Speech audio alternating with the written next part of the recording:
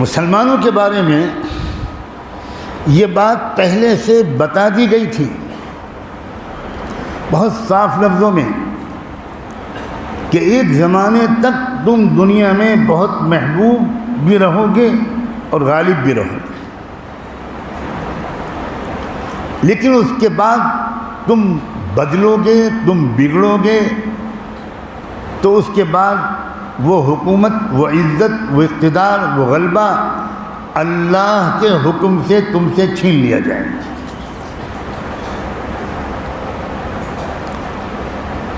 اور تم سسپینڈ کر دیے جاؤ گے۔ آپ پڑھے لکھے لوگ ہیں، میں لفظ ڈسمس نہیں بول رہا ہوں۔ یہ نہیں کہا گیا کہ مسلمان ڈسمس کر دیے جائیں گے۔ ڈسمسل اور سسپینشن میں ایک فرق ہوتا ہے۔ ڈسمسل کا مطلب ہمیشہ کے لیے برخاست،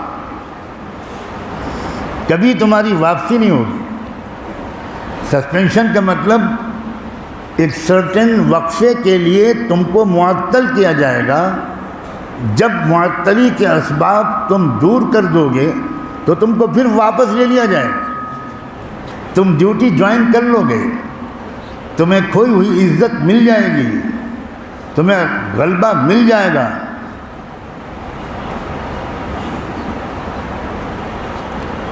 مگر اس کی ایک شرط ہے، جن اسباب کی بنا پر تم کو پہلے غلبہ ملا تھا وہ غلبہ، وہ اسباب تم پھر سے حاصل کرو۔ جن اسباب کی بنا پر تم سے وہ غلبہ چھنا ان اسباب سے تم پھر توبہ کرو۔ تم اپنے کو پہلے بدلو۔ دنیا کے حالات کو اللہ کہتا ہے وہ میرے ذمہ ہے، میں بدلوں گا۔ ہم کیا کر رہے ہیں؟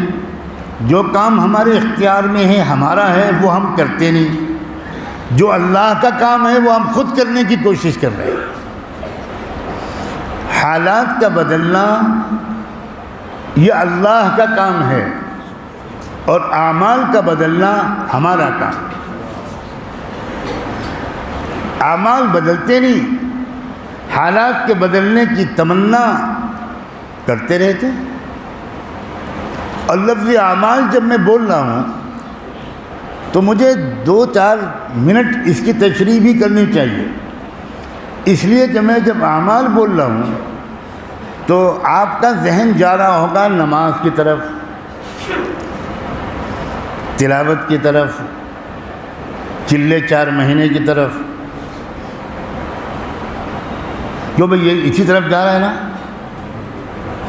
جب اعمال صالحہ بولتے ہو تو بتاؤ کیا ذہن میں آتا ہے؟ نماز، روزہ۔ لکھنؤ میں تو یہی ذہن میں آتا ہے۔ میں کنفرم کرنا چاہتا ہوں کہ اورنگ آباد میں بھی یہی آتا ہے کہ نہیں؟ یہاں آتے آتے معنی بدل تو نہیں جاتے؟ اور یہی ہماری غلط فہمی ہے جس میں ہم اٹکے ہوئے ہیں۔ اعمال سے مراد صرف نماز، روزہ، یعنی آپ بہادری چھوڑ دو، نماز پڑھتے رہو، یہ مکمل اعمال نہیں ہے۔ آپ سخاوت چھوڑ دو، تہجد پڑھتے رہو، یہ مکمل اعمال نہیں ہے۔ آپ لمبا کرتا اور لمبی داڑھی اختیار کر لو لیکن بیواؤں، یتیموں کی فکر چھوڑ دو، یہ اعمال نہیں ہے۔ تم آپس میں لڑو اور ہر سال حج اور عمرے بھی کرو، یہ اعمال نہیں ہے۔ تم میں اجتماعیت اور وحدت نہ ہو اور تم روزانہ 40 رکعت نفل پڑھو، ہر رکعت میں 1 پارہ پڑھو، تب بھی اعمال صالحہ نہیں ہے۔ تم اگر روز 1 قرآن ختم کرو مگر اپنے ماں باپ کی بے ادبی کرو، یہ اعمال صالحہ نہیں ہے۔ تم قوم کی مضبوطی کے اسباب پر اپنی جان، مال، وقت، صلاحیت نہ لگاؤ اور خوب خیرات کرو، یہ بھی اعمال نہیں ہے۔ ہاتھی کے دم کو ہاتھی نہیں کہا جائے گا، ہاتھی کی دم کہا جائے گا۔ ہاتھی کے کان کو ہاتھی نہیں کہا جائے گا، کان کہا جائے گا۔ اندھوں کی بستی میں ہاتھی پہنچ گیا، میں اورنگ آباد کا نام نہیں لے رہا ہوں، اندھوں کی بستی میں ہاتھی پہنچ گیا۔ اب اندھوں نے کہا کہ ہم بتاتے ہیں ہاتھی کیسا ہے. اب اندھے 12 باہر نکلے اور اب جو ٹٹولا تو کسی کے ہاتھ میں ہاتھی کا کان آ گیا. اس نے ممبر پر کھڑے ہو کر کہا بزرگوں بھائیوں میں ہاتھی کو سمجھ گیا ہاتھی کیسا ہوتا ہے. ہاتھی پنکھے کی طرح ہوتا ہے. تو بقیہ 11 اندھوں نے کہا اچھا. اب دوسرا اندھا گیا اور اس نے ٹٹولا تو اس کے ہاتھ میں ہاتھی کی سونڈ آ گئی. تو اس نے کہا کہ میں جانتا ہوں ہاتھی کیسا ہوتا ہے. ہاتھی تو اصل میں ڈھال کی طرح ہوتا ہے جس پر میری ویل چیئر آئی ہے.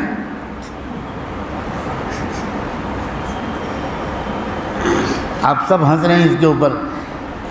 میں 12 اندھوں کا تذکرہ کر رہا ہوں, یہ 12,000 اندھوں کا تذکرہ میں نہیں کر رہا ہوں. آپ اگر خود سمجھ رہے ہو تو یہ آپ کی ذمہ داری. مجھے تو بہرحال یہاں سے صحیح سالم واپس جانا ہے. کیا ہم سب ان اندھوں کی طرح نہیں ہیں؟ ہم میں سے کسی نے داڑھی کو لے لیا اور کہا یہ ہے اسلام. کسی نے ٹوپی اور کرتے پجامے کو لے لیا اور کہا یہ ہے اسلام. کسی نے گشت اور چلے اور 4 مہینے کو لے لیا اور کہا یہ ہے اسلام. کسی نے نماز کو لے لیا اور کہا یہ ہے اسلام. یہ کیا ہے بھائی؟ یا ایھا الذین آمنوا ادخلوا فی السلم کافۃ. اسلام ان سب کے مجموعے کا نام ہے. اور ابھی میں نے بہت سی چیزوں کا تذکرہ وقت کی کمی کی وجہ سے نہیں کیا.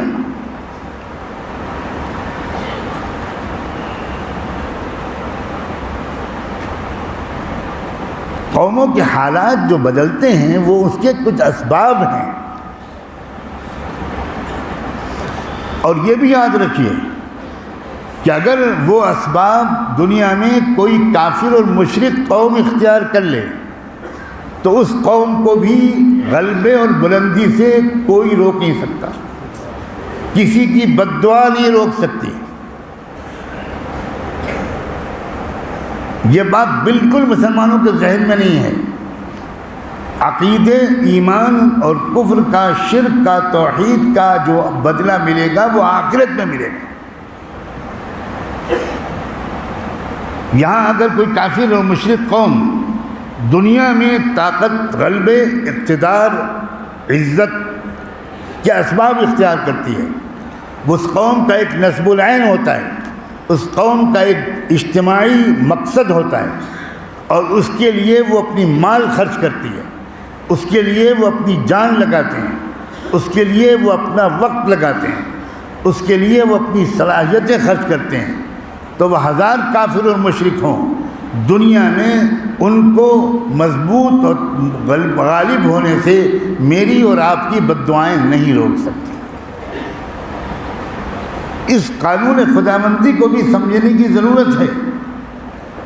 ورنہ ہم مسلمانوں کی جو تمنا ہے وہ تو یہ ہے کہ اگر کوئی مسلمان چائے کی پیالی میں نیم اور کریلے کا جوس ڈالے تب بھی وہ چائے میٹھی ہو جائے, اور اگر کوئی کافر و مشرک اگر چائے کی پیالی میں شکر ڈالے تب بھی اس کمبخت کی چائے کڑوی ہو جائے.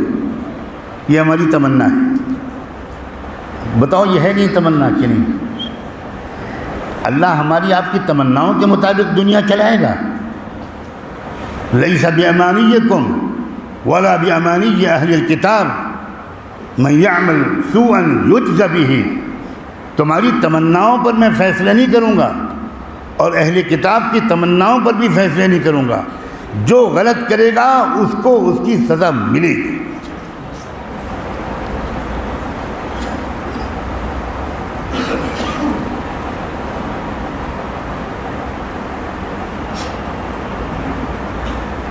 تلک الایام نداولها بین الناس. قوموں کی تاریخ قرآن میں اسی لیے بیان کی گئی.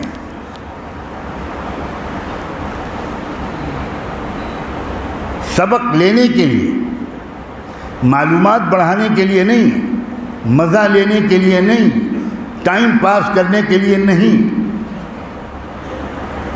دوسری آیت میں نے پڑھی وَأَنفِقُوا فِي سَبِيلِ اللَّهِ وَلَا تُلْقُوا بِأَيْدِيكُمْ إِلَى التَّهْلُكَةِ. اللہ کے راستے میں مال کو خوب خرچ کرو، مال کو خرچ کرو۔ وَلَا تُلْقُوا بِأَيْدِيكُمْ إِلَى التَّهْلُكَةِ، اور اپنے آپ کو خود اپنے ہاتھ سے ہلاک مت کرو۔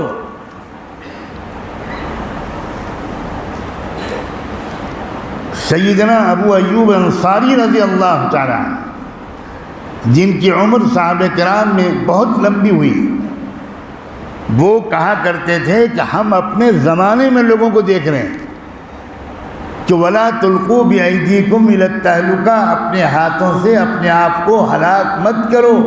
اس کا مطلب لوگ یہ نکال رہے ہیں کہ زیادہ دین پر خرچ مت کرو، ہلاک ہو جاؤ گے۔ ہلاکت اپنے آپ کو اپنے ہاتھوں سے ہلاک مت کرو، زیادہ قربانیاں مت دو، جان مال کو اپنے بیوی بچوں ٹھاٹ بات پر لگاؤ ورنہ تم ہلاک ہو جاؤ گے۔ حضرت ابو ایوب انصاری فرماتے ہیں ہم نے اپنے زمانے میں اس آیت کو اتنا غلط سمجھتے ہوئے اپنی آنکھوں سے دیکھا ہے، اور وہ یہ کہتے تھے کہ یہ آیت تو ہم سے پوچھو، یہ ہمارے بارے میں نازل ہوئی ہے، ہم جانتے ہیں کہ یہ کب اتری۔ ہوا یہ تھا کہ جب خیبر کا مال غنیمت آ گیا اور مدینے کے اندر خوشحالی آ گئی تو ہم میں سے کچھ لوگوں نے، حضرت ابو ایوب کہتے ہیں ہم میں سے کچھ لوگوں نے یہ سوچا کہ بھائی اب تو مکے کے 13 سال اور یہاں کے اتنے سال، 9 سال کم سے کم 22 سال ہو گئے، ہم نے اپنے گھر بار کو نہیں دیکھا، باغات کو نہیں دیکھا، کاروبار کو نہیں دیکھا، اب تھوڑا سا ہم ادھر بھی دھیان دے دیں۔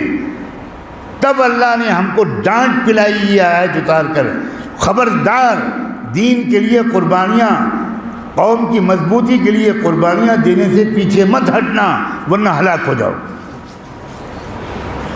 اب بتائیے اس زمانے کے مسلمان 2-4 صحیح، وہ بھی اگر تھوڑا غلط سمجھنے لگے تھے، اور میں تو سمجھتا ہوں اچھا ہوا کہ وہ غلط سمجھنے لگے تھے، اگر وہ غلط نہ سمجھتے تو سیدنا ابو ایوب انصاری کے ذریعے سے ہمیں آیت کا صحیح مطلب آج معلوم نہ ہوتا۔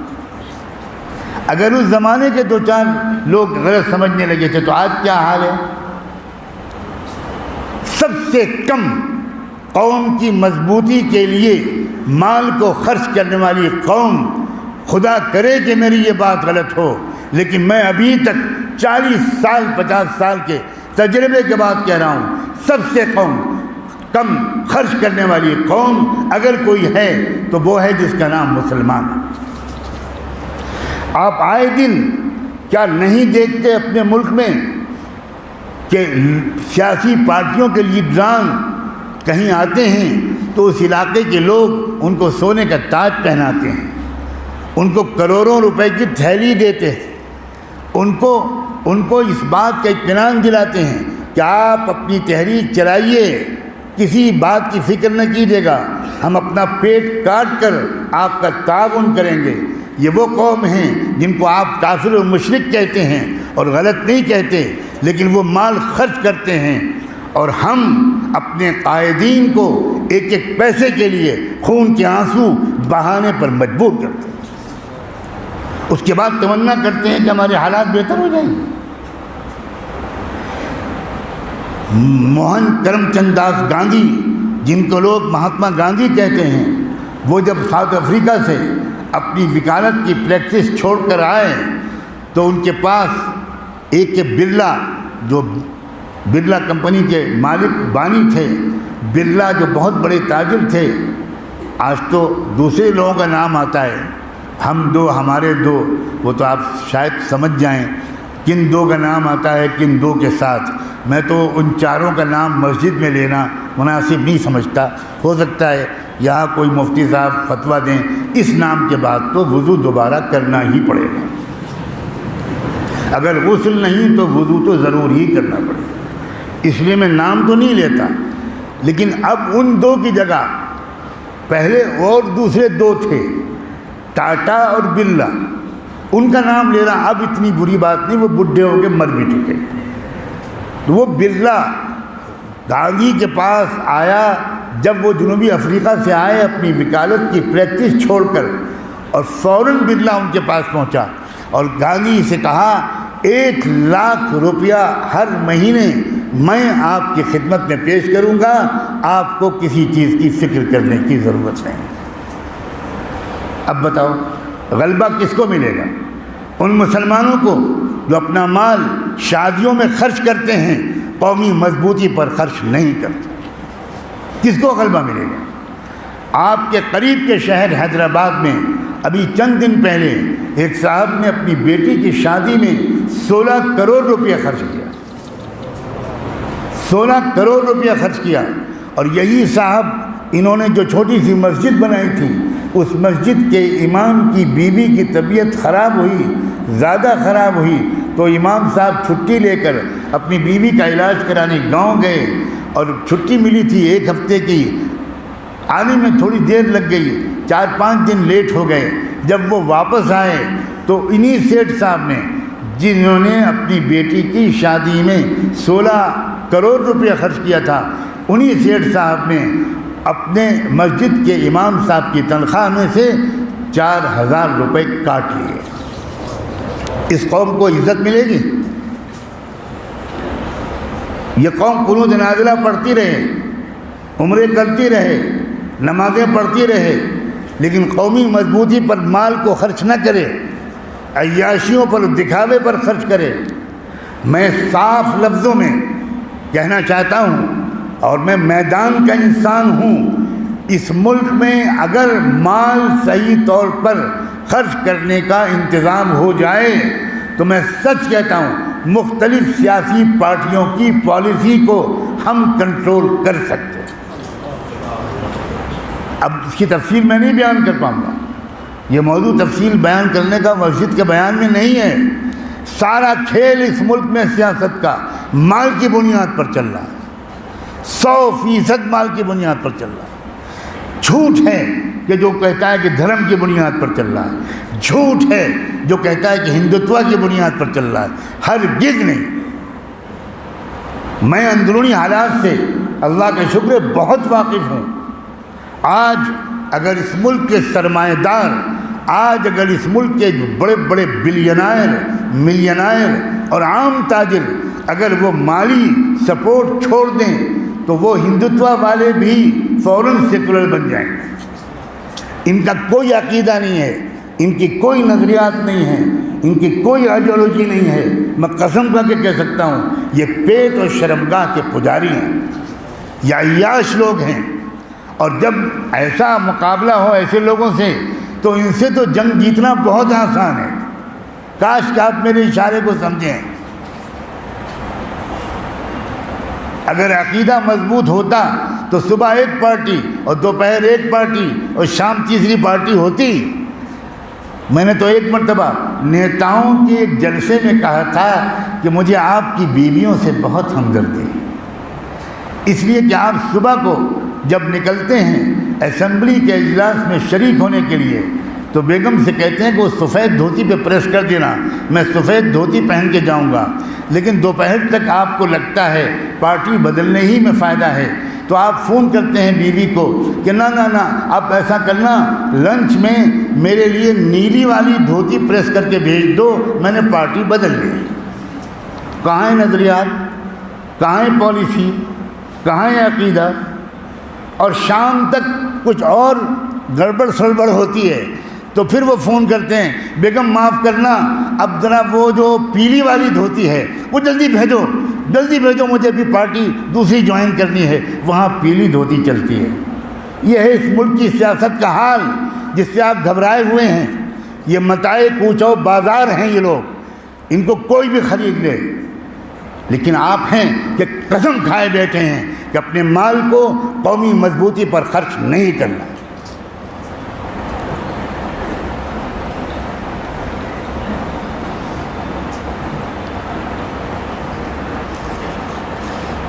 وَأَنفِقُوا فِي سَبِيلِ اللَّهِ، اللہ کے راستے میں مال خرچ کرو۔ جو لوگ جماعتوں میں نکلتے ہیں اللہ بہت مبارک فرمائے، وہ کہتے ہیں ہم تو خرچ کرتے ہیں نا اللہ کے راستے میں، چلے میں جاتے ہیں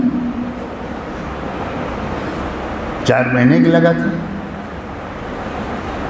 ایک بار پرانوں کا جوڑ تھا، یہ مرکز ہے میں جانتا ہوں اس لیے یہ مضمون چھیڑ رہا ہوں۔ حضرت مولانا عبید اللہ بلیاوی رحمۃ اللہ علیہ نے پورے عالم کے قرآنوں کے سامنے ایسی زبردست بات کی کہ میں حیران رہ گیا۔ خلاصہ اس بات کا یہ تھا کہ تم جو سمجھتے ہو کہ چلے 4 مہینے میں جو تم اپنے پیسے سے سفر کرتے ہو یہ اللہ کے راستے میں خرچ کرنا ہے، ارے بابا وہ تو تم اپنے ہی ذات پر خرچ کرتے ہو، اپنا صابن، اپنا تیل، اپنا ٹکٹ، اپنا ویزا، اپنا پاسپورٹ، سب کچھ اپنے اوپر خرچ کرتے ہو، یہ اللہ کے راستے میں کہاں ہوا؟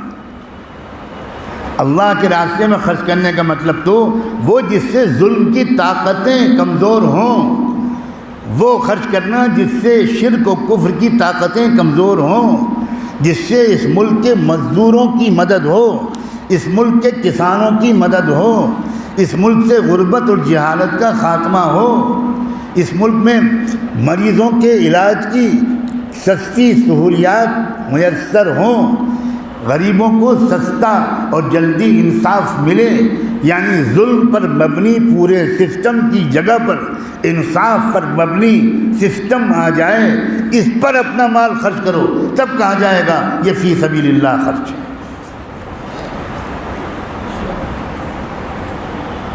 میں اس مختصر وقت میں یہ 2 ہی آیتوں کا بس ایک خلاصہ اور اس کے ضمن میں کچھ اشارے ہی پیش کر سکتا ہوں بس، لیکن ہماری ایک بیماری ہے جس کو میں چھیڑے بغیر نہیں اٹھوں گا، 2-3 منٹ چاہے زیادہ لگ جائیں، امام صاحب کو بعد میں راضی کر لیں۔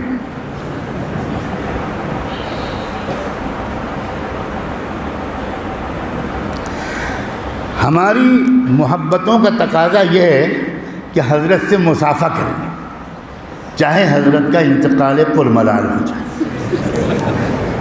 یہ محبت ہے، لا حول ولا قوت الا باللہ، بس حضرت حضرت حضرت چھو لے، بس چھو لے، حضرت نہ ہوئے حجر اسود ہو گئے، حضرت کو نہیں چھو پا رہے تو ویل چیئر چھو لے، ابھی آتے ہوئے کئی لوگوں نے چھوا، یہ کیا تماشا ہے؟ یہ عقل جب بٹ رہی تھی تو آپ لوگ کہاں تھے؟ حلیم کھا کے سو گئے تھے؟ یہ محبت ہے؟ صحابہ نے ایک بار زندگی میں اللہ کے رسول سے اس طرح مصافحہ کیا؟ ایک بار؟ مال خرچ کرو گے نہیں، جس سے محبت کا اظہار کر رہے ہو وہ کیا کہہ رہا ہے پچھلے 20-30 سال سے وہ سنو گے نہیں، اس پر عمل نہیں کرو گے، اس سے پوچھنے کے لیے نہیں آؤ گے کہ ہم ظلم کے نظام کو بدلنے کے لیے کیا کریں، ہمیں اس ملک کو ترقی کے راستے پر چلانا ہے، ہمیں اس ملک میں امن و انصاف کی کہکشاں سجانی ہے، یہ ملک ہمارا پیارا محبوب ملک ہے، اس کے لیے ہم سے زیادہ کسی نے قربانیاں نہیں دی، کوئی نمک حرامی کرے تو وہ کرے، ہم تو نمک حرام نہیں ہیں، ہم تو نہیں بھولیں گے اپنے بزرگوں کی ان قربانیوں کو، ہمیں اس ملک کو عزت کے مقام پر پہنچانا ہے، اس ملک کو غربت سے نکالنا ہے، صرف مسلمانوں کو نہیں، کم سے کم اس ملک کے ایک ایک باشندے کو، ایک ایک کسان کو، ایک ایک مزدور کو، ایک ایک دبے کچلے انسان کو، ہمارا فرض ہے یہ، اور ہم یہ اگر نہیں کرتے اور ہم صرف نمازوں کو دین سمجھتے ہیں تو میں علی الاعلان کہتا ہوں ہم جہنم کا ایندھن بنیں گے۔